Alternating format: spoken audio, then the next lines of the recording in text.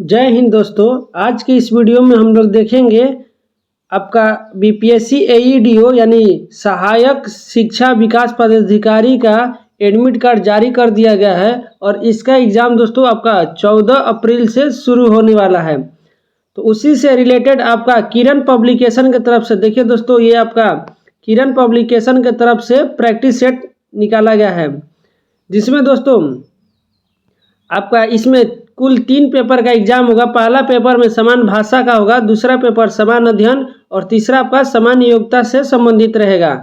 पहला पेपर में सिर्फ आपको क्वालिफाई करना है, जिसमें हिंदी और अंग्रेजी पूछेगा, और दूसरा और तीसरा पेपर से ही आपका मेरिट बनेगा।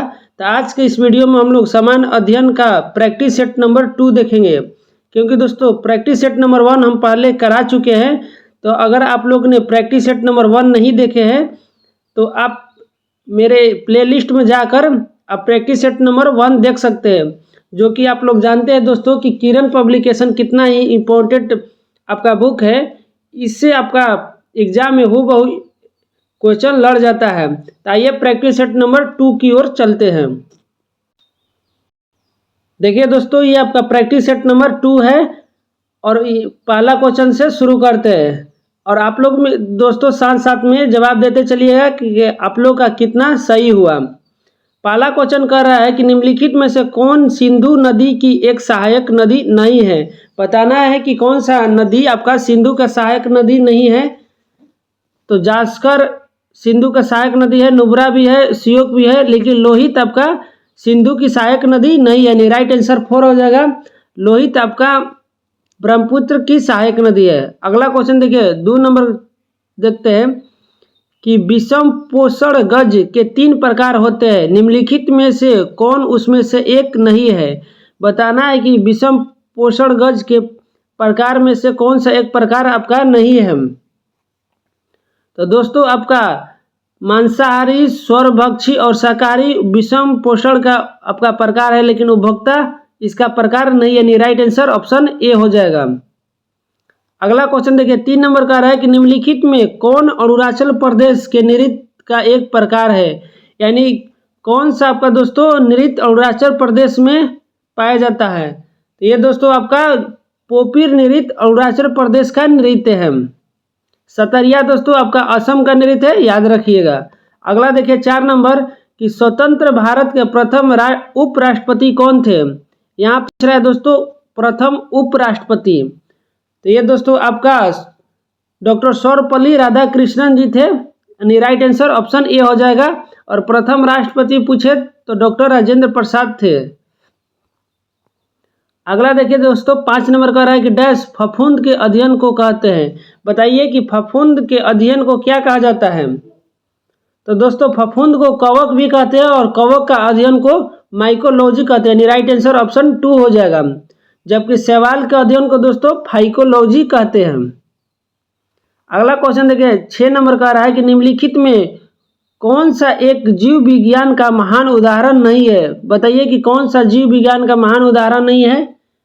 तो दोस्तों आर्किमिडीज का सिद्धांत यह आपका उत्प्लावन बल से सिद्धांत है, जो कि फिजिक्स से संबंधित है। यह आपका जीव विज्ञान का उदाहरण नहीं है। नहीं, राइट आंसर ऑप्शन 2 हो जाएगा। अगला देखिए कंप्यूटर से संबंधित है। 7 नंबर कह रहा है कि माइक्रोसॉफ्ट ऑफिस में डैश का प्रयोग स्लाइडों के बीच प्रभाव डालने के लिए किया जाता है। यह प्रयोग एक प्रस्तुत के एक नए क्षेत्र को दर्शाने या एक निश्चित स्लाइड पर जोर देने के लिए किया जाता है। बताइए दोस्तों कि किसका प्रयोग किया जाता है। आइए ऑप्शन देखते हैं। पहला एक ड्राइंग टूल बार, दूसरा लोगो, तीसरा ट्रांजिशन इफेक्ट। इनमें से कोई नहीं। तो दोस्तों ट्रांजिशन इफेक्ट का प्रयोग किया जाता है। अगला क्वेश्चन पे चलते हैं दोस्तों। क्वेश्चन नंबर 8 देखते हैं। क्वेश्चन नंबर 8 कह रहा है कि डैश एक मिश्रण को अलग करने के महत्वपूर्ण तरीकों में से एक है, जिसमें मिश्रण को एक विलयन अथवा निलंबन के माध्यम से होकर गुजारा जाता है, जिसके विभिन्न अवयव विभिन्न दरों पर गति करते हैं। बताइए कि मिश्रण का अलग करने का वह कौन सा तरीका है। तो दोस्तों देखिए पहला दिया है छानन, दूसरा आसवन, तीसरा वाष्पीकरण और चौथा दिया है वर्णलेखन या क्रोमेटोग्राफी। तो ये आपका राइट आंसर आपका दोस्तों हो जाएगा वर्णलेखन।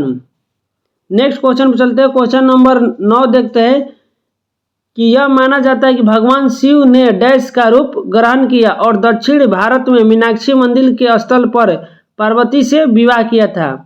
बताइए दोस्तों कि भगवान शिव ने किस रूप का ग्रहण किया था। तो दोस्तों भगवान शिव ने सुंदरेश्वर का रूप धारण किया था, यानी राइट आंसर ऑप्शन 4 हो जाएगा। अगला देखिए 10 नंबर का रहा है कि डैश का युद्ध 326 ईस्वी पूर्व में सिकंदर महान द्वारा राजा पोरस के विरुद्ध लड़ा गया था। बताइए दोस्तों कि किस युद्ध में सिकंदर और राजा पोरस के विरुद्ध लड़ा गया था। तो ये दोस्तों आपका हाइडेस्पिच का युद्ध उसे कहा जाता है। पानीपत का युद्ध दोस्तों प्रथम युद्ध बाबर और इब्राहिम लोदी के बीच लड़ा गया था। तराइन का युद्ध आपका मोहम्मद गोरी और पृथ्वीराज चौहान के बीच लड़ा गया था। जबकि प्लासी का युद्ध दोस्तों अंग्रेज और सिराजुद्दौला के बीच लड़ा गया था। अगला क्वेश्चन देखिए 11 नंबर का रहा है कि डैश वंश जिसने उत्तरी भारत पर 1206 से 1290 तक शासन किया कुतुबुद्दीन ऐबक द्वारा स्थापित किया गया था। बताइए दोस्तों कि कौन सा वंश था जिसने 1206 से 1290 तक दिल्ली पर शासन किया था। तो ये दोस्तों आपका गुलाम वंश था, यानी राइट आंसर ऑप्शन 4 हो जाएगा। और गुलाम वंश का संस्थापक पूछे दोस्तों तो कुतुबुद्दीन ऐबक था। अगला क्वेश्चन देखिए 12 नंबर की डैश सिक्किम के भूटिया लोगों का 9 वर्ष महोत्सव है जो सिक्किम के चंद्र कैलेंडर के 11वें महीने में होता है। बताइए कि इसका सही उत्तर क्या होगा। सिक्किम का कौन सा आपका 9 वर्ष महोत्सव है। तो दोस्तों इसका सही उत्तर हो जाएगा सोनम लोसुंग। अगला देखिए 13 नंबर का रहा है कि सल्फ्यूरिक अम्ल का आणविक द्रव्यमान क्या है। बताइए दोस्तों कि सल्फ्यूरिक अम्ल का आणविक द्रव्यमान क्या है। तो सल्फ्यूरिक अम्ल का सूत्र होता है H2SO4 दोस्तों, और इस सूत्र से आप लोग आणविक द्रव्यमान निकाल लीजिएगा। इसका सही उत्तर होगा 82.07। अगला क्वेश्चन देखिए 14 नंबर का रहा है कि अंडमान और निकोबार द्वीप समूह में डैश द्वीप है। बताइए कि अंडमान और निकोबार द्वीप समूह में कितने द्वीप है। तो दोस्तों अंडमान और निकोबार द्वीप समूह आपका 572 द्वीप से मिलकर बना है, यानी राइट आंसर ऑप्शन 4 हो जाएगा। अगला देखिए 15 नंबर का रहा है कि भारतीय वैज्ञानिक ने एक टीम ने फिजिकल रिसर्च लेबोरेटरी के डैश के नेतृत्व में सूर्य जैसे तारों के चारों ओर घूमने वाले उप शनि या बृहत नेपच्यून के आकार के ग्रह का खोज किया है। बताइए, आइए ऑप्शन देखते हैं दोस्तों। किस वैज्ञानिक ने आपका किया है, तो बताइए इसका सही उत्तर क्या होगा। तो ये आपका दोस्तों प्रोफेसर अभिजीत चक्रवर्ती ने किया है। अगला देखिए 16 नंबर क्वेश्चन देखते हैं। 16 नंबर का रहा है दोस्तों कि आंग्ल मैसूर युद्ध के बाद ईस्ट इंडिया कंपनी ने किसे बंगाल का गवर्नर नियुक्त किया था। बताइए इसका सही उत्तर क्या होगा। आंग्ल मैसूर युद्ध के बाद ईस्ट इंडिया कंपनी ने किसे बंगाल का गवर्नर नियुक्त किया। तो दोस्तों ये आपका वारेन हेस्टिंग को नियुक्त किया था। नेक्स्ट क्वेश्चन देखते हैं 17 नंबर कह रहा है कि दक्कन दारा कहाँ स्थित है। बताइए कि दक्कन दारा कहाँ स्थित है। तो दक्कन दारा दोस्तों आपका अंडमान और निकोबार द्वीप समूह में स्थित है।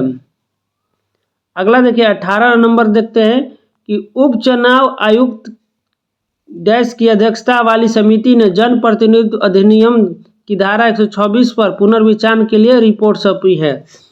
बताइए कि उपचुनाव आयुक्त की किसकी अध्यक्षता में आपका रिपोर्ट सौंपी है। तो दोस्तों इसके अध्यक्ष उमेश सिन्हा जी थे। 19 नंबर देखिए 19 नंबर कह रहा है कि पार्सिया अमेरिकन को सामान्य तौर पर जाना जाता है। बताइए इसका सही उत्तर क्या होगा कि पार्सिया अमेरिकन को सामान्य तौर पर क्या जाना जाता है। तो ये आपका एवोकैडो के तौर पे जाना जाता है। अगला देखिए 20 नंबर का रहा है कि कलहड़ ने डैश पुस्तक 12वीं शताब्दी में लिखी जिसमें कश्मीर के शासकों का कालानुक्रम है। बताइए कि कलहड़ की कौन सी पुस्तक है। तो दोस्तों कलहड़ का रचयिता आपका राजतरंगिणी, यानी राइट आंसर ऑप्शन सी हो जाएगा। अगला क्वेश्चन देखिए 21 नंबर कि डैश एक दस्तावेज पर हस्ताक्षर करने का कार्य जो हस्ताक्षरकर्ता को ध्यान को कानूनी महत्व की ओर आकर्षित करता है और हस्ताक्षरकर्ता का कार्य इस प्रकार असंगत व्यवसायित्व को रोकने में मदद करता है। बताइए कि वो कौन सा दस्तावेज है। तो इस दस्तावेज को दोस्तों समारोह कहते हैं, यानी राइट आंसर ऑप्शन 3 हो जाएगा। अगला क्वेश्चन पर चलते हैं 22 नंबर। 22 नंबर कह रहा है कि कर्क रेखा भारत में 8 भारतीय राज्यों से होकर गुजरते निम्नलिखित में से कौन उनमें से नहीं है। बताना है कि किसमें आपका कर्क रेखा नहीं गुजरेगा। तो दोस्तों इसका ट्रिक होता है मित्र पर गमछा झाड़। उस ट्रिक के अनुसार आपका दोस्तों असम राज्य से कर्क रेखा नहीं गुजरता है। नेक्स्ट क्वेश्चन देखिए 23 नंबर कह रहा है कि भारत वीर सैनिकों के सम्मान में जो देश की रक्षा में कुर्बान हो गए सेना दिवस को मनाता है। बताइए कि सेना दिवस किस दिन को मनाया जाता है। इसका सही उत्तर होगा दोस्तों 15 जनवरी को मनाया जाता है। अगला क्वेश्चन देखिए पंती निम्नलिखित में से किस राज्य का नृत्य है। बताइए कि पंती किसका आपका नृत्य है। तो पंती दोस्तों आपका छत्तीसगढ़ का नृत्य है। अगला क्वेश्चन देखिए दोस्तों 25 नंबर कह रहा है कि स्वतंत्र भारत के प्रथम मुख्य न्यायाधीश को कौन नियुक्ति किए हैं। बताइए कि स्वतंत्र भारत के प्रथम मुख्य न्यायाधीश को कौन नियुक्ति की गए। तो इसका सही उत्तर हो जाएगा दोस्तों आपका हरिलाल कानियत है, यानी स्वतंत्र भारत के प्रथम मुख्य न्यायाधीश हरिलाल कानियत है। नेक्स्ट क्वेश्चन 26 नंबर देखते हैं कि वह ऑपरेटिंग सिस्टम जो एक समय में केवल एक प्रोग्राम को चलने की अनुमति देता है। बताइए कि कौन सा ऑपरेटिंग सिस्टम है। इसका सही उत्तर हो जाएगा दोस्तों बेंच प्रोसेसिंग है। अगला क्वेश्चन चलते हैं 27 नंबर कह रहा है कि वृषक के जन्मदिन पर मनाया जाता है। बताइए कि वृषक किसके जन्मदिन पर मनाया जाता है। तो ये आपका दोस्तों बुध के जन्मदिन पर मनाया जाता है, यानी राइट आंसर ऑप्शन 4 हो जाएगा। नेक्स्ट क्वेश्चन 28 नंबर देखिए कि इनमें से कौन उत्पादन के 4 कारकों में से एक नहीं है। बताइए कि इसका सही उत्तर क्या होगा कि कौन सा आपका उत्पादन के 4 कारकों में से नहीं है। तब भूमि है, श्रम है, उद्यम है, लेकिन व्यय आपका नहीं है, यानी राइट आंसर ऑप्शन 3 हो जाएगा। अगला देखिए 29 नंबर कह रहा है कि डैश भारत का पहला इंस्टीट्यूट जहां कृत्रिम बुद्धिमत्ता यानी आर्टिफिशियल इंटेलिजेंस में पूर्णकालिक स्नातक डिग्री कार्यक्रम प्रारंभ किया गया है। बताइए कि वह कौन सा इंस्टीट्यूट है जहां पर एआई आपको स्नातक डिग्री प्रारंभ किया गया है। तो ये दोस्तों आईआईटी हैदराबाद में शुरू किया गया, यानी राइट आंसर ऑप्शन ए हो जाएगा। 30 नंबर क्वेश्चन देखिए दोस्तों कह रहा है कि सीजर और क्लियोपेट्रा किसने लिखी है। बताइए कि सीजर और क्लियोपेट्रा किसने लिखा है। तो इसका आइए ऑप्शन देखते हैं दोस्तों।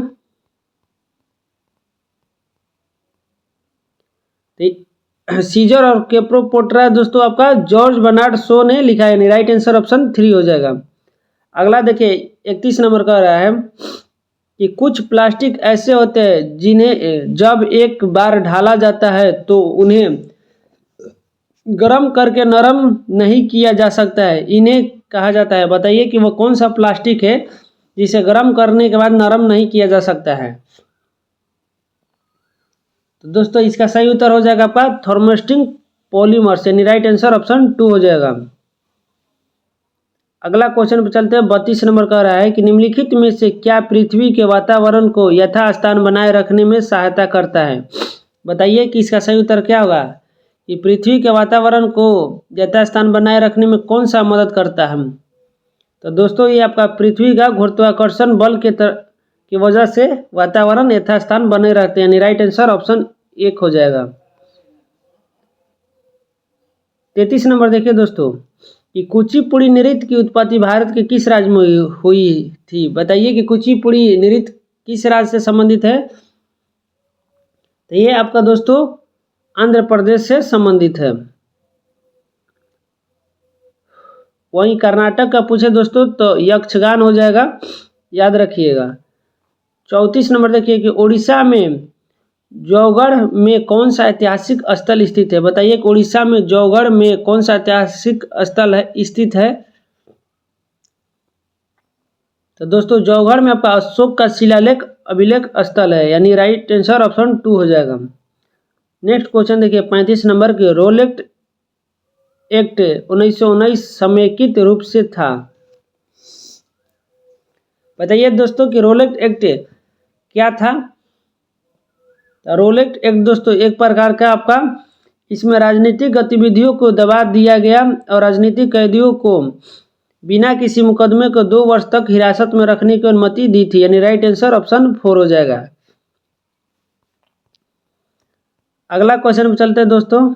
क्वेश्चन नंबर 36 देखिए, कह रहा है कि पृथ्वी के महाद्वीपीय भू-स्तर यानी क्रस्ट में प्रचुरतम मात्रा में पाए जाने वाला खनिज कौन सा है। बताइए दोस्तों कि क्रस्ट में कौन सा खनिज सबसे अधिक पाया जाता है। तो दोस्तों ये आपका फ्लेस्पोर पाया जाता है। यानी राइट आंसर ऑप्शन 3 हो जाएगा, अस्फतीय या फ्लेस्पोर। अगला क्वेश्चन देखिए 37 नंबर कह रहा है कि हाइनरिख रुडोल्फ हर्ट्ज ने रेडियो, टेलीफोन और टेलीग्राफ के भविष्य के विकास की नींव रखी थी। उनके सामान में डैश की एसआई को हर्ट्ज के नाम दिया गया था। बताइए, सिंपल सा क्वेश्चन है दोस्तों कि हर्ट्ज किसका इकाई है। तो हर्ट्ज दोस्तों आपका आवृत्ति का इकाई है। नहीं, राइट आंसर ऑप्शन 4 हो जाएगा। अगला 38 नंबर कह रहा है कि स्फटिक यानी क्वार्ट्ज का रासायनिक सूत्र क्या है। तो क्वार्ट्ज का दोस्तों आपका रासायनिक सूत्र SiO2 होता है। यानी राइट आंसर ऑप्शन 4 हो जाएगा, SiO2। अगला देखिए 39 नंबर का रहा है कि मगध एक शक्तिशाली महाजनपद होते हुए भी वैशाली में अपनी राजधानी वज्जी सहित प्रशासन को एक अन्य स्वरूप के अधीन था जो डैश कहलाता था। बताइए कि इसका सही उत्तर क्या होगा।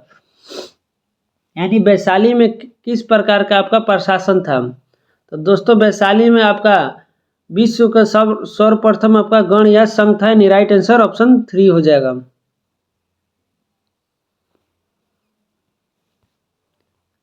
चालीस नंबर देखिए दोस्तों, निम्नलिखित में से कौन सा विकल्प सुमेलित है। बताना है कि कौन सा सही सुमेलित है आपका।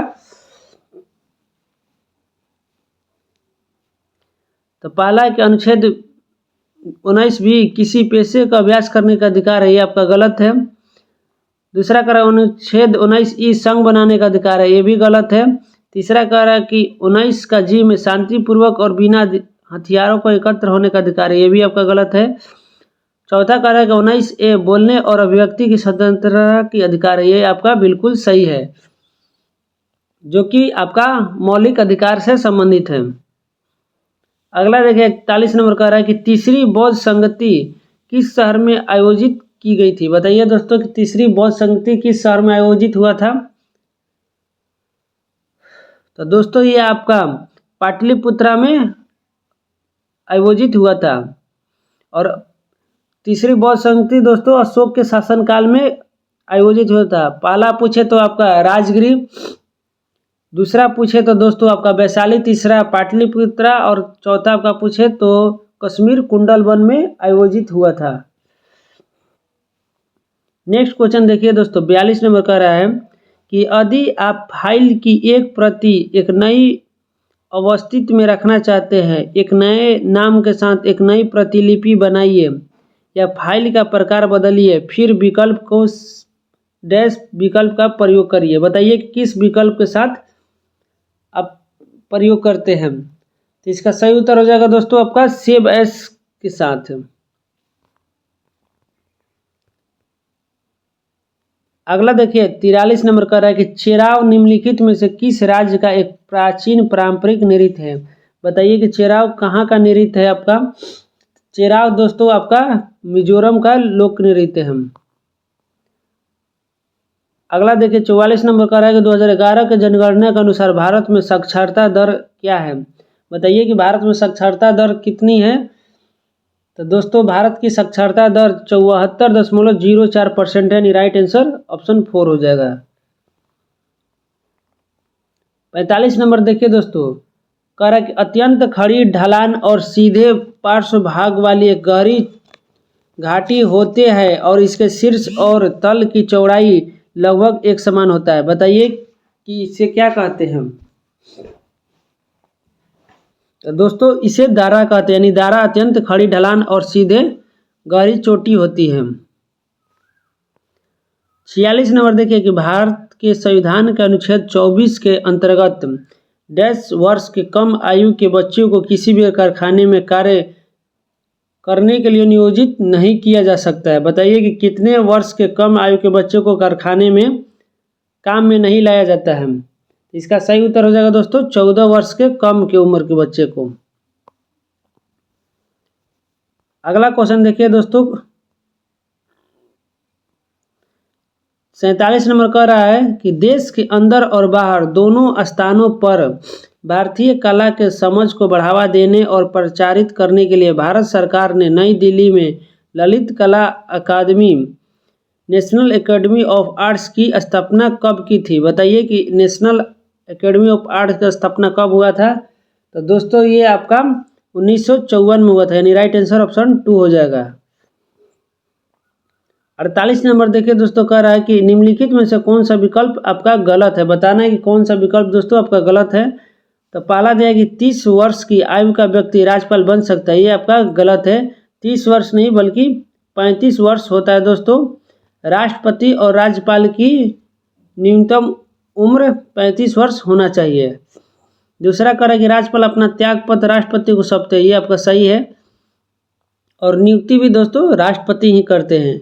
तीसरा कह रहा है कि राष्ट्रपति के प्रसाद पर्यंत राज्यपाल अपने पद पर बने रहते हैं, ये भी आपका सही है। अगला देखिए 49 नंबर कह रहा है दोस्तों कि निम्नलिखित में कौन सी नदी प्रायद्वीपीय भारत की सबसे लंबी नदी है। प्रायद्वीपीय भारत का सबसे लंबी नदी कौन सा है दोस्तों। तो ये आपका गोदावरी नदी है। और ऐसे पूछे कि भारत की सबसे लंबी नदी तो गंगा नदी है, याद रखिएगा। नेक्स्ट क्वेश्चन पर चलते हैं 50 नंबर। 50 नंबर कह रहा है दोस्तों कि निम्नलिखित में से पानी में घुलनशील विटामिन का चयन करें। बताइए कि कौन सा आपका पानी में घुलनशील विटामिन है। तो इसका सही उत्तर हो जाएगा दोस्तों आपका विटामिन सी है। और इसका ट्रिक बता देते हैं दोस्तों, WBC याद रखिएगा। W से आपका वाटर हो गया, यानी वाटर में घुलनशील, B और C होता है, जो कि राइट आंसर ऑप्शन 3 हो जाएगा। अगला 51 नंबर देखिए दोस्तों, दिसंबर 1907 में सूरत में राष्ट्रवादी प्रतिनिधियों के सम्मेलन की अध्यक्षता किसने किया था। बताइए कि इसका सही उत्तर क्या होगा। यानी 1907 के राष्ट्रवादी सम्मेलन का अध्यक्षता किसने किया था। तो दोस्तों ये आपका श्री अरबिंदो ने किया था, यानी राइट आंसर ऑप्शन 2 हो जाएगा। 52 नंबर देखिए क्वेश्चन कर रहा है कि भारत के संविधान के निम्नलिखित भागों में से कौन सा भाग नागरिकता से संबंधित है। बताइए कि नागरिकता का किसमें चर्चा है।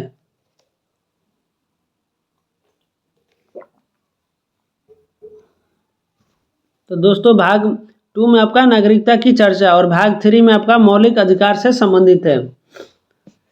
अगला क्वेश्चन देखिए 53 नंबर की रक्त में कुछ निश्चित कोशिकाएं की उपस्थिति के कारण रक्त का थक्का बनता है, जो डैश कहलाता है। बताइए दोस्तों कि रक्त में किसके कारण से आपका रक्त का थक्का बनता है। तो दोस्तों इसका सही उत्तर हो जाएगा प्लेटलेट्स के कारण थक्का बनता है, यानी बीमाणु के कारण।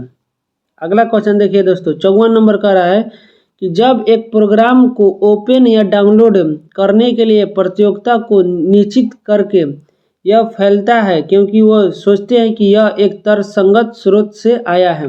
बताइए इसका सही उत्तर क्या होगा। तो इसका राइट आंसर होगा दोस्तों ट्रोजन हॉर्स फैलता है।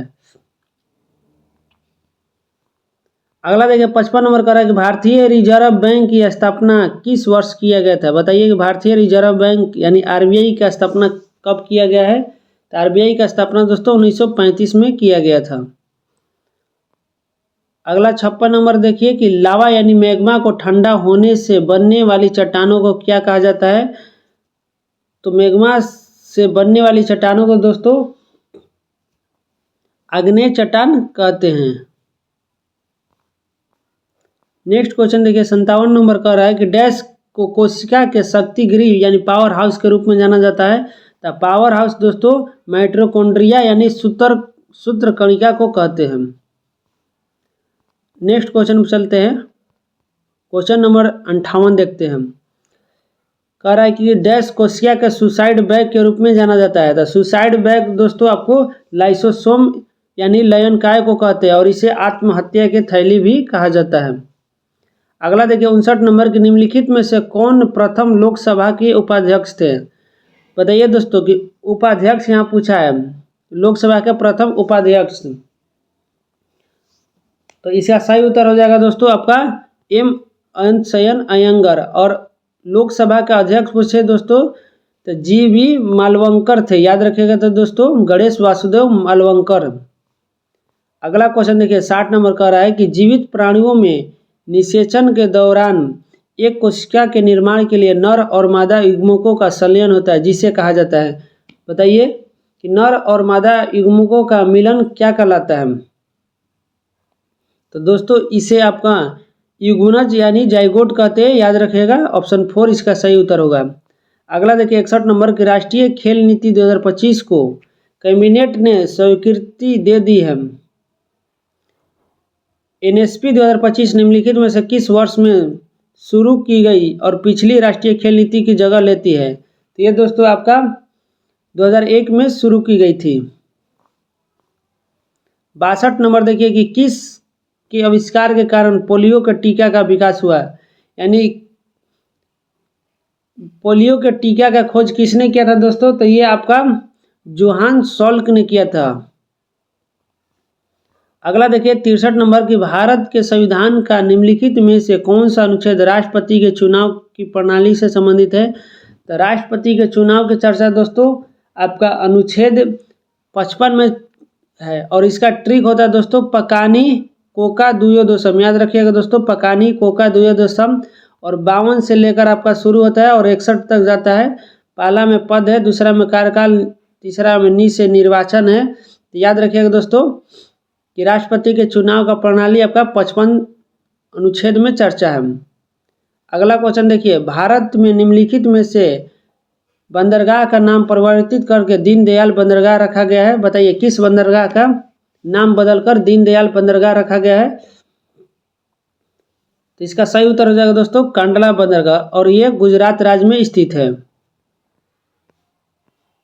अगला देखिए 65 नंबर निम्नलिखित में से कौन सा धार्मिक समुदाय और व्यवहारिक जीवन में 10 सार्वभौमिक गुणों को पालन करके आत्म शुद्धि और उत्थान के लिए प्रतिवर्ष परिवर्षण पर्व मनाता है। बताइए कि कौन सा आपका समुदाय है जो परिवर्षण पर्व मनाता है। तो ये आपका जैन समुदाय मनाता है।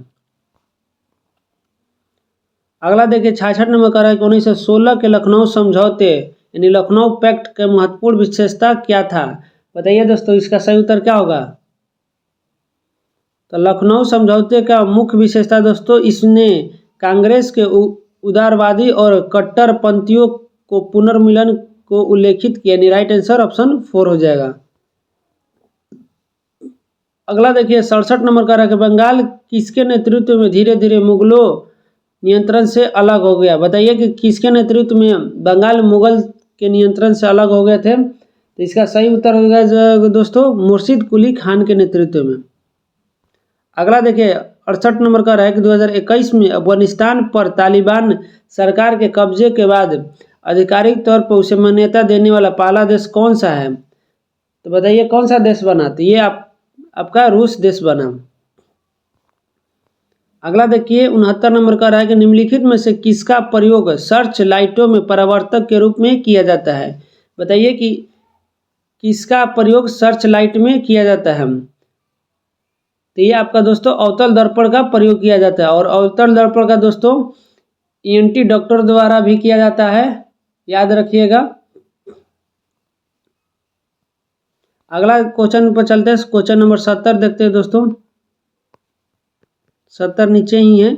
70 कह रहा है कि आंध्र राज्य अधिनियम 1953 द्वारा भारत के भाषाई आधार पर गठन किया गया। बताइए कि कौन सा प्रथम राज्य था जो भाषाई आधार पर गठन किया गया था। तो ये आपका दोस्तों आंध्र राज्य अधिनियम द्वारा भारत के प्रथम राज्य बना था, यानी भाषा के आधार पर गठन होने वाला दोस्तों आंध्र प्रदेश पहला राज्य था।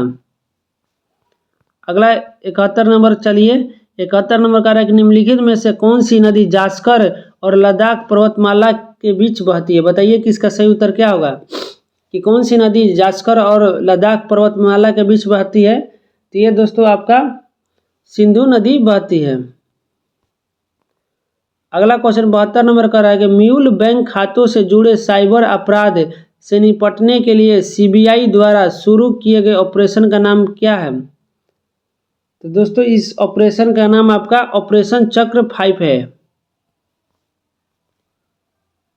73 नंबर का रहा दोस्तों कि हिमालय पर्वत की सुदूर उत्तरी पर्वतमाला को किस नाम से जाना जाता है। बताइए कि हिमालय पर्वत की सुदूर उत्तरी पर्वतमाला को किस नाम से जाना जाता है। तो दोस्तों इसे महाहिमालय के नाम से जाना जाता है। नेक्स्ट क्वेश्चन 74 नंबर का है कि निम्नलिखित में किसने हैदराबाद की चार मीनार का निर्माण करवाया था। बताइए कि चार मीनार का निर्माण किसने करवाया था। तो ये दोस्तों आपका मोहम्मद कुली कुतुब साहब ने करवाया था। 75 नंबर देखिए दोस्तों कि 1965 में ज्ञानपीठ पुरस्कार पाने वाले प्रथम व्यक्ति कौन थे। तो इसका राइट आंसर हो जाएगा दोस्तों जी शंकर कुरूप थे। नेक्स्ट क्वेश्चन देखिए 76 नंबर का रहा है कि निम्नलिखित में से कौन सा खनिज अधात्विक खनिजों की श्रेणी में नहीं आता है। बताइए कि कौन सा खनिज है जो अधात्विक श्रेणी के खनिज में नहीं आएगा। तो दोस्तों आपका बॉक्साइड धात्विक खनिज के श्रेणी में आता है। 77 नंबर का रहा है दोस्तों कि इक्विटोस स्मॉल फाइनेंस बैंक का मुख्यालय निम्नलिखित में से किस शहर में स्थित है। बताइए दोस्तों इसका सही उत्तर क्या होगा। तो इसका राइट आंसर होगा दोस्तों चेन्नई शहर में स्थित है। अगला देखिए 78 में कह रहा है कि लैंगिक समानता को बढ़ावा देने के लिए व्यक्तिगत श्रेणी में 2025 संयुक्त राष्ट्र जनसंख्या पुरस्कार से किसे सम्मानित किया गया। आइए ऑप्शन देखते हैं दोस्तों। बताइए इसका सही उत्तर क्या होगा। तो दोस्तों इसका सही उत्तर हो जाएगा आपका वर्षा देशपांडे को सम्मानित किया गया था। नेक्स्ट क्वेश्चन देखिए जेम्स मिल ने अपनी पुस्तक the history of British India में भारतीय इतिहास को 3 कालखंडों में विभाजित किया था। निम्नलिखित में से कौन सा उनमें से शामिल नहीं है। बताइए कि कौन सा आपका 3 कालखंडों में से शामिल आपका नहीं है। तो ईसाई आपका इसमें दोस्तों नहीं है, बाकी ब्रिटिश, हिंदू और मुस्लिम कालखंड था। अगला क्वेश्चन देखिए 80 नंबर का है महात्मा गांधी ने 12 मार्च 1930 को नमक आंदोलन की शुरुआत कहाँ से किया था। तो नमक आंदोलन का शुरुआत दोस्तों आपका साबरमती आश्रम से शुरू करके दांडी तक गए थे। अगला 81 नंबर का है कि पानी में बने अम्लीय और क्षारीय विलयन विद्युत का चालन करते हैं क्योंकि वे क्रमशः डैश और हाइड्रोक्साइड आयन उत्पन्न करते हैं। बताइए दोस्तों इसका सही उत्तर क्या होगा कि पानी में विद्युत का चालन क्यों होता है। तो ये आपका दोस्तों क्योंकि हाइड्रोजन और ऑक्साइड आयन का उत्पन्न की वजह से पानी में विद्युत का चालन होता है। अगला देखिए 82 नंबर की भारतीय संविधान के किस अनुच्छेद के तहत राष्ट्रपति मृत्युदंड को क्षमा कर सकते हैं। तो दोस्तों राष्ट्रपति का क्षमादान अनुच्छेद 72 में चर्चा है। अगला का 83 नंबर कि डैश के जंगलों में पाए जाने वाले चमकीले हरे रंग के सांप की एक नई प्रजाति खोजी गई है। इसका नाम सालाजार सेरेथोरियन के नाम पर रखा गया है। बताइए कि किस जंगल में आपका खोजा गया है। तो ये दोस्तों आपका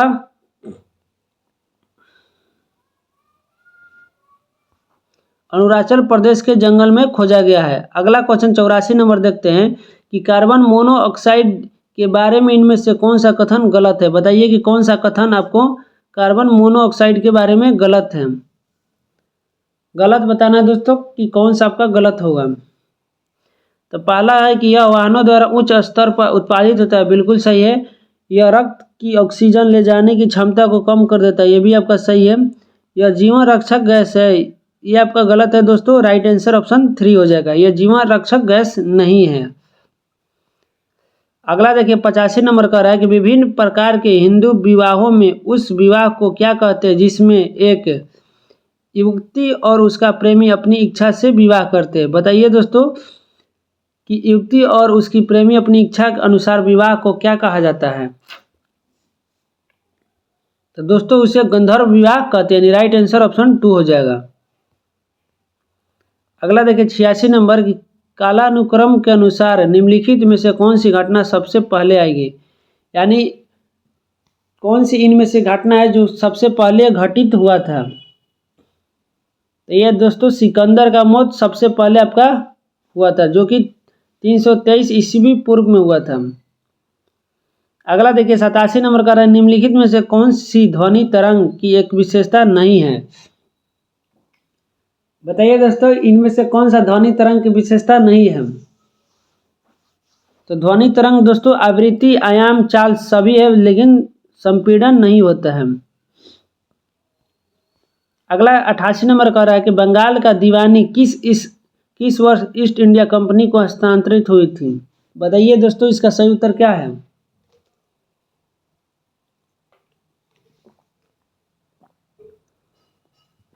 कि बंगाल का दीवानी किस वर्ष ईस्ट इंडिया कंपनी को हस्तांतरण किया गया था? तो दोस्तों आपका 1765 में किया गया था। अगला देखिए बाल गंगाधर तिलक को वैलेंटाइन चिरोल द्वारा डैश के रूप में वर्णित किया गया। बताइए दोस्तों कि वैलेंटाइन चिरोल द्वारा बाल गंगाधर तिलक को क्या कहा गया था? तो दोस्तों तिलक को आपको भारतीय शांति का जनक कहा गया था, यानी राइट आंसर ऑप्शन 2 हो जाएगा।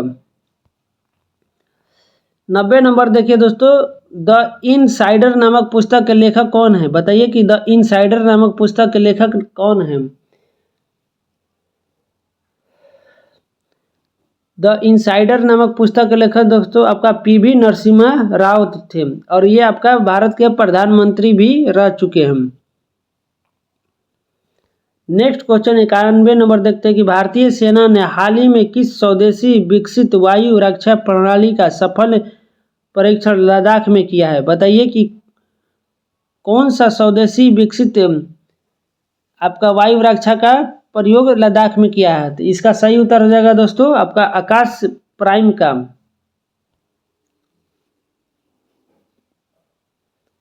अगला क्वेश्चन में चलते हैं दोस्तों, क्वेश्चन नंबर 92 देखते हैं कि भारत के जनसांख्यिकी के इतिहास में किस वर्ष को महान विभाजक वर्ष the year of the great divided के नाम से जाना जाता है? बताइए कि जनसांख्यिकी के इतिहास में महान विभाजक वर्ष किस वर्ष कहा जाता है? तो दोस्तों इसका सही उत्तर हो जाएगा आपका 1921 को कहा जाता है। अगला क्वेश्चन 93 नंबर का रहा है कि किस प्रकार के मिट्टी में पानी की अधिकतम मात्रा बनी रहती है? बताइए कि किस प्रकार का मिट्टी में पानी की अधिकतम मात्रा हमेशा बना रहता है? तो दोस्तों ये आपका चिकनी मिट्टी में हमेशा पानी की अधिकतम मात्रा बनी रहेगी। अगला देखिए 94 नंबर का रहा है कि 1955 के पूर्व निम्नलिखित में से किस बैंक को इंपीरियल बैंक ऑफ इंडिया के नाम से जाना जाता था? यानी दोस्तों इंपीरियल बैंक ऑफ इंडिया किसे कहा जाता था? तो यह आपका दोस्तों भारतीय स्टेट बैंक यानी आज का एसबीआई को पहले इंपीरियल बैंक ऑफ इंडिया के नाम से जाना जाता था। अगला क्वेश्चन देखिए 95 नंबर का रहा है कि निम्नलिखित में से कौन सा आपका सिंधु घाटी सभ्यता का नगर पतन यानी बंदरगाह नहीं था? बताइए कि कौन सा आपका सिंधु घाटी सभ्यता का बंदरगाह नहीं था? तो दोस्तों इसका आपका सही उत्तर हो जाएगा राखीगढ़ी बंदरगाह नहीं था, जो कि हरियाणा राज्य में स्थित है, और यह भारत में पाए जाने वाला सबसे बड़ा सिंधु घाटी सभ्यता स्थल है। जबकि लोथल आपका गुजरात राज्य में है, जो कि बंदरगाह था। बालाकोट भी बंदरगाह था, और खिरसारा भी आपका बंदरगाह था। अगला क्वेश्चन देखिए दोस्तों 96 नंबर कह रहा है कि बिहार में बड़े पैमाने पर उत्खनन कार्य करने वाले कई प्राचीन स्थलों की खोज करने वाला पुरातत्ववेत्ता कौन थे? बताइए कि कौन से आपका पुरातत्ववेत्ता थे? बिहार के संदर्भ में दोस्तों पूछा है, तो ये आपका अलेक्जेंडर कनिंघम थे, जो कि प्राचीन स्थल को खोज करने वाले पुरातत्ववेत्ता थे। अगला 97 नंबर का रहा है कि बिहार के तुगलक काल के सर्वाधिक महत्वपूर्ण प्रशासक मलिक इब्राहिम या मलिक बया का मकबरा कहाँ है? बताइए इसका सही उत्तर क्या होगा कि मलिक इब्राहिम का मकबरा कहाँ बना है? तो ये आपका दोस्तों बिहार शरीफ में स्थित है, और बिहार शरीफ दोस्तों नालंदा जिला में पाया जाता है। अगला दोस्तों 98 नंबर का है कि भारत छोड़ो आंदोलन के क्रम में पटना सचिवालय गोलीकांड कब हुआ था? बताइए कि पटना सचिवालय गोलीकांड कब हुआ था? तो दोस्तों ये आपका 11 अगस्त को हुआ था। अगला क्वेश्चन देखिए दोस्तों 99 नंबर कि वे नदियाँ जो बिहार के पश्चिमी भाग से पूरब की ओर प्रवाहित होते हुए गंगा नदी में मिलती है, उनका सही क्रम बताइए। यानी पश्चिम से आपका इधर देखिए दोस्तों, ऊपर नॉर्थ होता है, नीचे साउथ होता है, दाएं तरफ ईस्ट और बाएं तरफ वेस्ट होता है। तो पश्चिम से निकलकर आपका गंगा नदी में प्रवाहित होती हुई सही क्रम बताना है। बताइए इसका सही उत्तर क्या होगा? तो सबसे पहले दोस्तों आपका सरयू नदी होता है, उसके बाद गंडक, उसके बाद बूढ़ी गंडक, उसके बाद दोस्तों बागमती, यानी राइट आंसर ऑप्शन 2 हो जाएगा। और इस सेट का दोस्तों आज का ये आखिरी प्रश्न। तो दोस्तों वीडियो कैसी लगी आप लोग ज़रूर कमेंट करके बताइएगा, और कोई भी डाउट है तो कमेंट करके ज़रूर पूछ सकते हैं। अंतिम क्वेश्चन देखते हैं कि बिहार का सबसे बड़ा अभयारण्य कौन है? बताइए कि बिहार का सबसे बड़ा अभयारण्य कौन है? तो दोस्तों बिहार का सबसे बड़ा अभयारण्य आपका कैमूर अभयारण्य, यानी राइट आंसर ऑप्शन 1 हो जाएगा। तो दोस्तों इस तरह से आपका 100 प्रश्न खत्म हुआ। अगला वीडियो में हम नेक्स्ट प्रैक्टिस सेट नंबर 3 लाएंगे, इसलिए दोस्तों आप चैनल को सब्सक्राइब कर बेल आइकन को भी ऑन कर दीजिएगा। मिलते हैं नेक्स्ट वीडियो में, तब तक के लिए जय हिंद।